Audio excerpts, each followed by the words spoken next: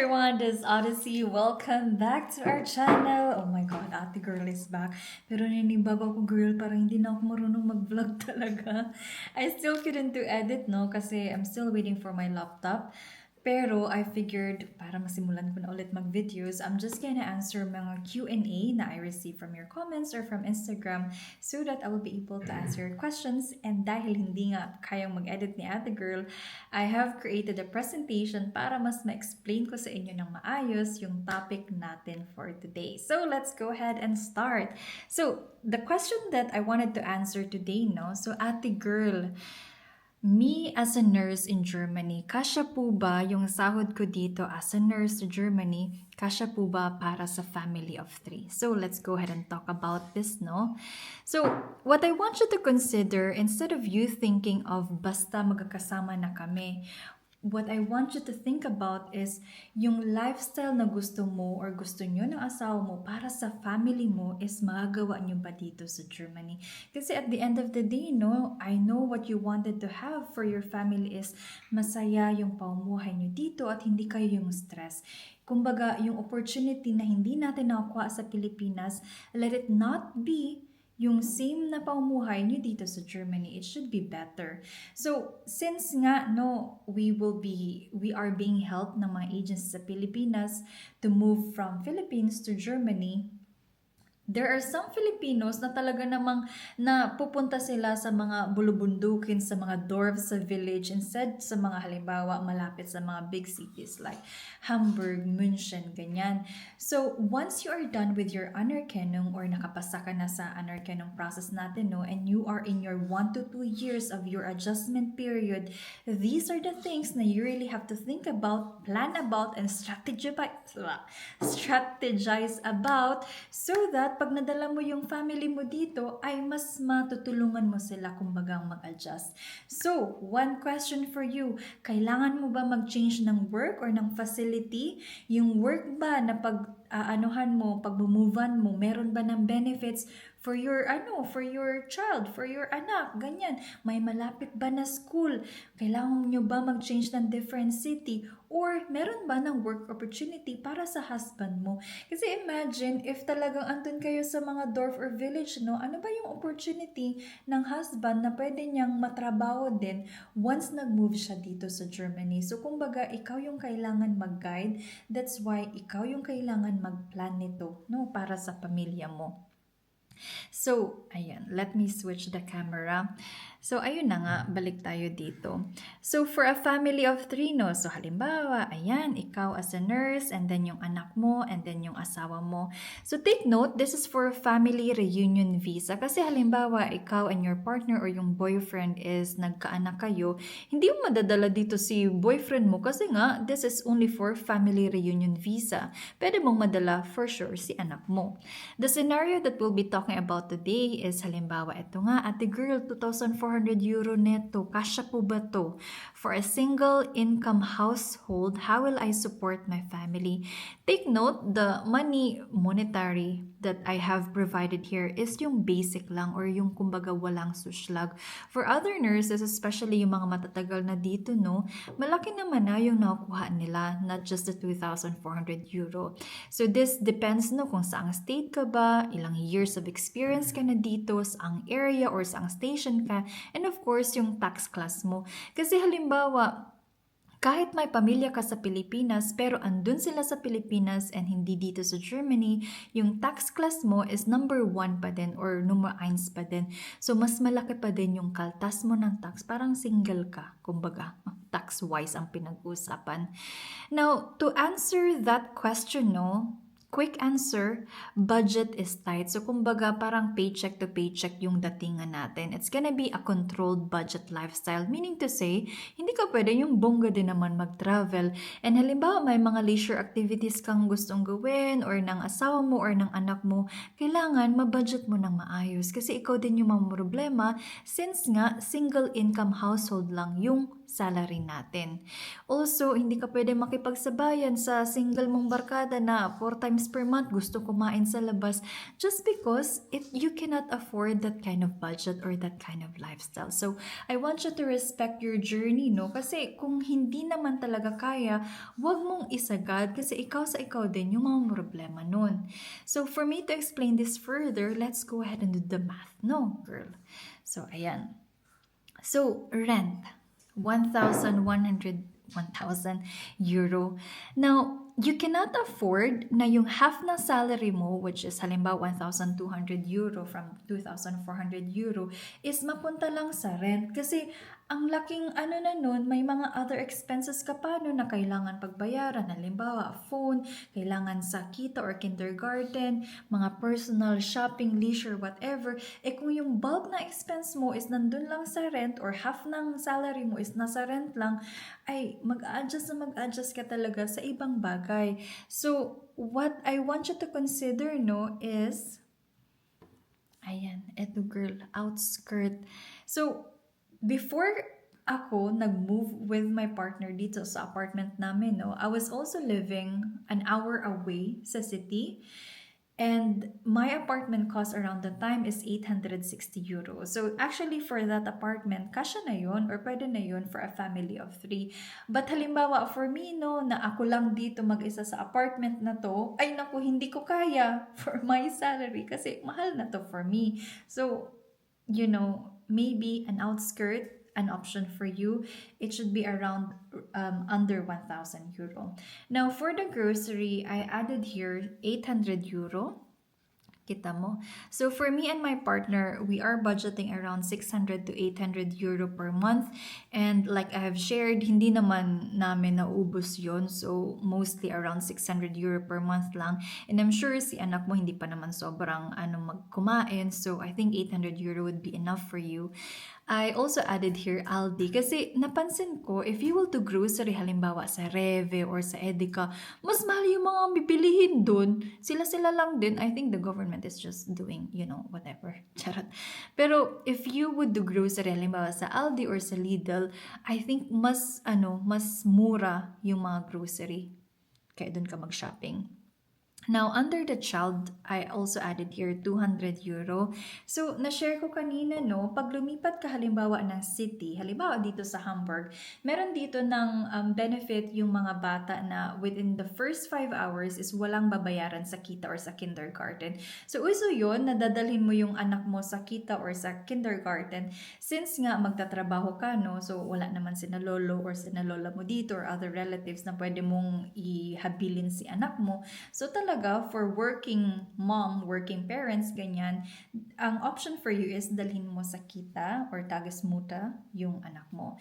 So, halimbawa, malaking tulong na yun, no? Pag nagkaroon ka ng subsidy, kumbaga sa state or sa Hamburg na I have explained or in example ko kanina.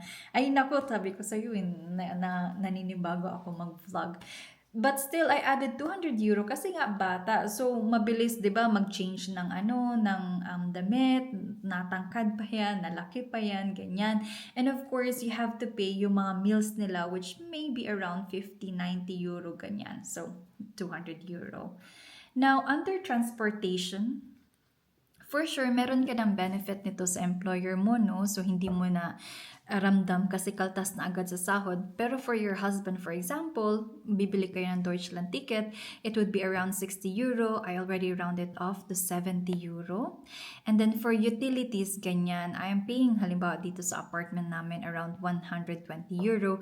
I added here check 24 kasi nung bago kami dito sa bahay, no, for our first 3 months, wala kaming binabayaran sa electricity kasi nga may discount kaming nakuha sa check 24. So, really, wag mong palalampasin yung mga ganitong discount. So, there. Balik tayo. So, if you can see, no? Ganito ko siya sinulat. So, on this part, ito, yung mga fixed expenses mo every month, no? And sa yun talaga, kumbaga. Now, this one is, depende na to sa'yo. Halimbawa, kumuha ka ng phone, 60 euro, dalawa pa kayo, 120 euro. Ay naku girl, ang laki nun. For me, for example, halimbawa, dito sa cellphone ko, no, I'm only paying 10 euro per month for my handy or for my SIM card lang. Halimbawa, gusto pa mag-shopping. Syempre, hindi naman every month nag-shopping ka, diba? So again, this would be kumbaga variable kind of expenses and hindi mo pwedeng ma-zero out si savings kasi iba yung pakiramdam na meron ka ng emergency, no? Halimbawa, may mangyari or mga unexpected expenses, di ba? Lalo na is may bahay na kayo dito, may apartment na kayo. Now, for healthcare, wala kang poproblemahin. Magkaroon ka man ng sakit or yung anak mo or yung asawa mo kasi 100% healthcare naman dito, no? Technically, lahat sila, your child and then your husband, because you are working here legally sa Germany, kumbaga na umbrella mo or na nalipat mo din, na transfer mo, na share mo, kumbaga yung benefits mo na yun sa kanila. So that's why wala kang problemahin sa mga ganyang sickness, magpatawag ka ng ambulance, naku, wala kang babayaran sa mga ganyan. But if we're going to do the math, no? So, dito pa lang sa fixed expenses, girl, it's already 2,190 euro. Now, yung example nga natin kanina, no, ate girl, 2,400 lang naman yung salary ko, minus 2,190. So, meaning to say, 210 euro lang pala yung tira sa akin. Ay, naku, survival mode talaga tayo. So, hindi mo pwedeng ma-zero out ito sa emergency fund mo, no? Or kinda savings, kumbaga, ay, 50 euro lang yung kaya kong malagay eh. So, kumbaga, from 210, ng extra mo lang talaga for any other dining out, extras, leisure activities, personal shopping, whatever, is only 160 euro. So, you have to ask yourself, ito ba yung gusto mong kind of pamumuhay? I don't think so. For me, no. So, let's go ahead and talk about survival strategies. This is gonna be exciting for you, no? Kasi gusto ko makahinga ka naman, hindi lang paycheck to paycheck yung labanan natin per month. Again, I have talked about the biggest factor here is talaga naman yung rent, no?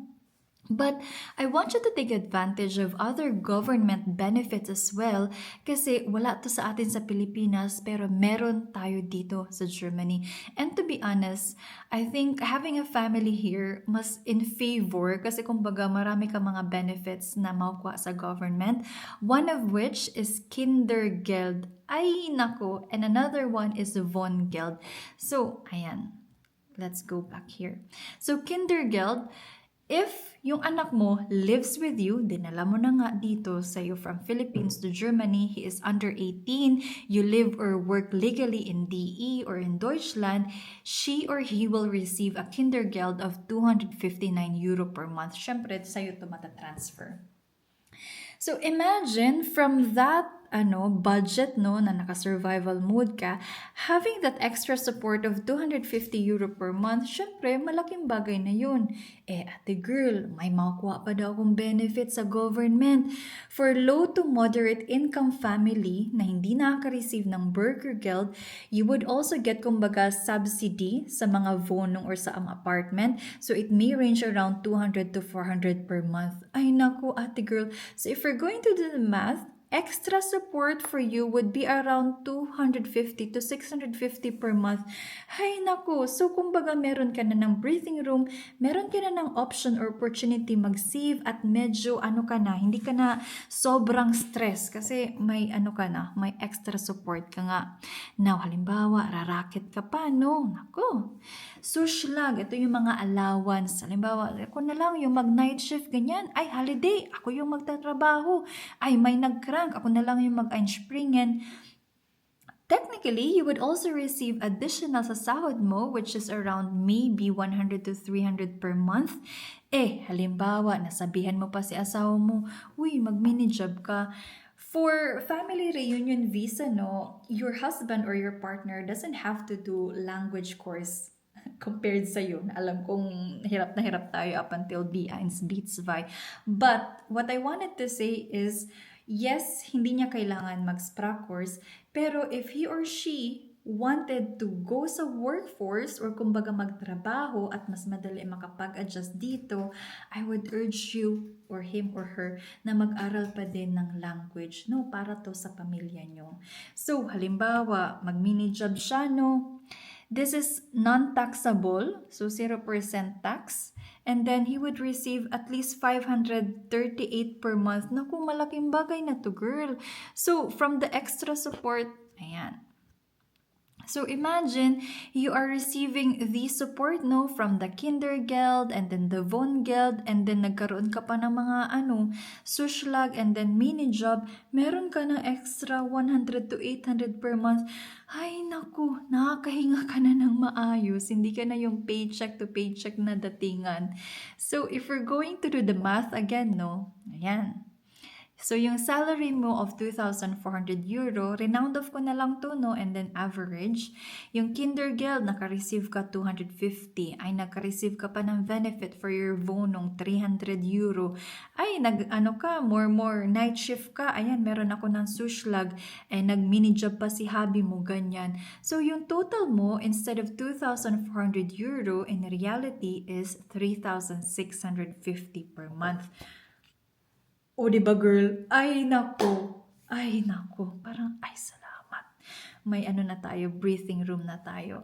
But this is something that I wanted to talk to you about, no? Pag-usapan natin yung long-term strategy. Hindi lang kasi na, I don't want to be na yung partner ko, naka-mini job lang. Syempre, gusto ko, tulungan kami na ma-build yung pamilya na binuo namin. Hindi lang naman ako, So, here is my option for you or my suggestion for you.